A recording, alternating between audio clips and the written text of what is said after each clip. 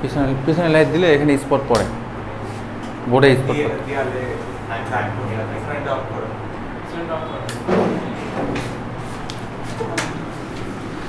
আচ্ছা, আমরা মৌলিক গেটকে 3 ভাগে ভাগ করতে পারি। একটা হচ্ছে অর গেট, একটা হচ্ছে অ্যান্ড গেট, আর একটা হচ্ছে নট গেট। তো অর গেট মানে মনে রাখবা যে অর গেটের বাংলা কি? অর গেটের বাংলা হচ্ছে যৌক্তিক যোগের গেট। অর গেটের বাংলা হচ্ছে যৌক্তিক যোগের গেট।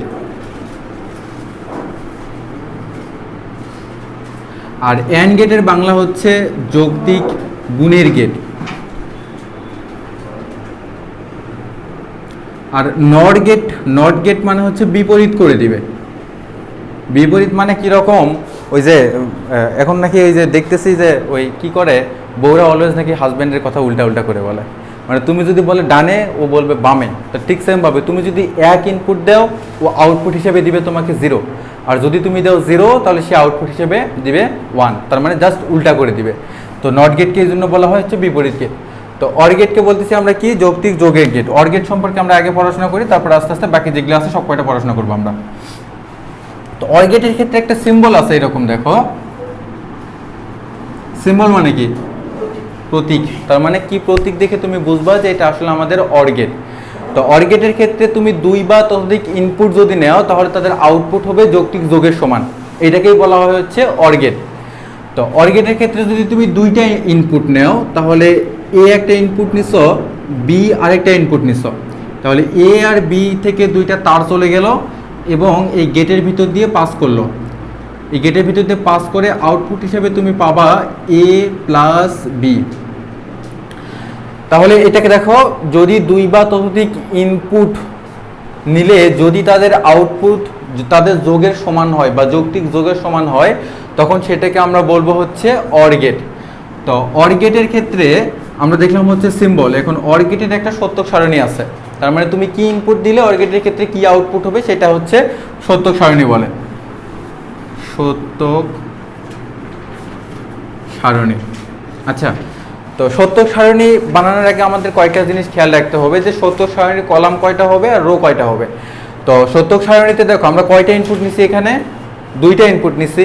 তাহলে সত্যক সারণীর হচ্ছে রো হবে row equal to the power n, এইটা হবে রো।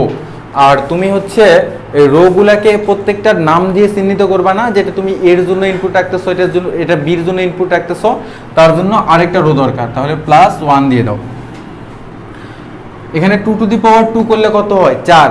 4 আর একে 5, টোটাল 5টা রো অঙ্কন করো। 1 2 3 4, এ হচ্ছে 5। এইটা হচ্ছে এর ইনপুট, এটা হচ্ছে বি এর ইনপুট, আর এটা হচ্ছে আউটপুট। এ ইনপুট, বি ইনপুট, আর এখানে আউটপুট এ প্লাস বি। তুমি এখানে আরও সুন্দর করে লিখে দিতে পারো যেটা ইনপুটের ঘর আর এটা হচ্ছে আউটপুটের ঘর। এবার দেখো তুমি ইনপুটগুলো কিভাবে বসাবা। তো ইনপুট বসানোর নিয়ম হচ্ছে, এখানে 0-র বাইনারি লিখবা, এখানে 1-এর বাইনারি লিখবা, এখানে 2-এর বাইনারি লিখবা, এখানে 3-এর বাইনারি লিখবা। তো 0-র বাইনারি কত? 0। তাহলে 2টা ঘরে 0 দিয়ে পূর্ণ করো। 1-এর বাইনারি কত? 1। তাহলে 2টা ঘর যে কোনো একটাই 1 দিয়ে পূর্ণ হবে। 1 হচ্ছে এখানে দাও, আর 0 একটা এখানে বসাও। তুমি যদি একটা এখানে বসাইতে তাহলে কিন্তু 10 হয়ে যেত। তো এটা হচ্ছে 2-এর বাইনারি। তো 2-এর বাইনারি হচ্ছে 1 0, 3-এর বাইনারি হচ্ছে 1 1। এখন আউটপুটটা কি হবে? তো আউটপুট আমরা হচ্ছে লজিক সার্কিট দেখে দেখে আউটপুট বসাবো আমরা।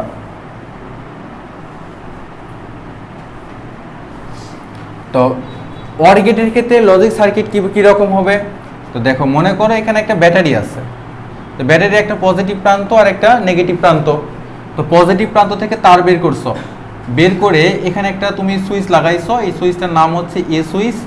এখানে আরেকটা সুইচ লাগাইছো, এই সুইচটার নাম হচ্ছে বি সুইচ। এই এ সুইচ আর বি সুইচ গিয়ে পরবর্তীতে আবার কানেক্ট হয়েছে এবং এখানে একটা বাল্ব লাগানো আছে এবং এদিকটা তার কানেক্ট হয়ে গেছে। এখন এই আউটপুট মানে হচ্ছে তোমার এই বাল্বটা জ্বলবে নাকি নিভে থাকবে সেটা ডিফাইন করবে। দেখো, যদি তুমি এর মান 0 দাও, তার মানে এই সুইচ দিয়ে কি কারেন্ট যাচ্ছে না, এই এ সুইচ দিয়ে কারেন্ট যাচ্ছে না। যদি বির মান 0 দাও, তাহলে বি সুইচ দিয়ে কারেন্ট যাচ্ছে না। তাহলে যদি এ দিয়েও কারেন্ট না যায়, বি দিয়েও যদি কারেন্ট না যায়, তাহলে বাল্ব কি জ্বলবে না। একদিক দিয়ে কারেন্ট গিয়েছে কিন্তু আরেক দিক দিয়ে কারেন্ট না গেলে তো হবে না। তার মানে আউটপুট কত হবে আমার 0।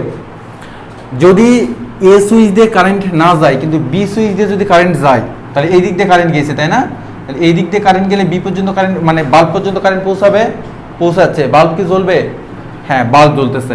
তাহলে এখানে 1। এ দিয়ে যদি কারেন্ট যায়, বি দিয়ে যদি কারেন্ট না যায়, তারপরও বাল্ব জ্বলবে, এবং দুইটা দিয়ে যদি কারেন্ট যায় তারপরও বাল্ব জ্বলবে। এখন এই যে 0 1 0 1 0 0 1 এগুলো বসানোর আরও একটা সহজ নিয়ম আছে। সেটা হচ্ছে তুমি ডান থেকে বাম দিকে ঘর কাউন্ট করবা। এটা কত নাম্বার ঘর? 1 নাম্বার ঘর। এটা 2 নাম্বার ঘর। এখানে যদি আরেকটা ঘর থাকতো তখন সেটা হতো 3 নাম্বার ঘর, এরকম। তো যেহেতু আমাদের কাছে দুইটা ঘর আছে, দুইটা নিয়ে আমরা কাজ করি। তো দেখো, এই একের ঘরের একটা নামটা আমি ছোটোবেলায় পড়ছিলাম, বুঝছো?